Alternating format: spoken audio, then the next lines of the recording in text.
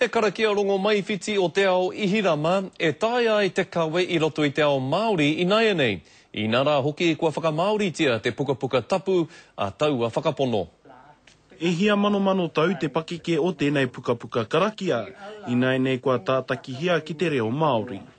Ko ea te ariki o anga ao katoa. Ko ea te atua tino atu whai, te atua tohu mo a te tono atu. We want to bring all the people on the line of Holy Quran teachings. No te tainga mai o tētahi o nā rangatira o te ao Ihirama ki Aotearoa, ka toko ake te whakaaro me whakamaoritia te pukapuka nei, ki te pukapuka kuranu tapu.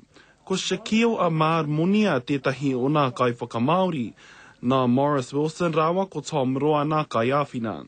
His Holiness selected this language. Then we knew that this language is not going to die. And today, you see, it is gaining popularity. I hara ia I te tangata matatau ki te reo, he mea ako I tōna kotahi I te rua te kautau. It was very hard. Sometimes it was as if I was thinking of giving it up. E tautoko hiana te pukapuka nei e te wānanga o Waikato me te taura whiri I te reo Māori. Ono te kauna pukapuka kua taka hurihia ki ro ke, he pukapuka hoki kua mahia mā ngā tāngata kāpō. This is close to my heart because we are reaching out.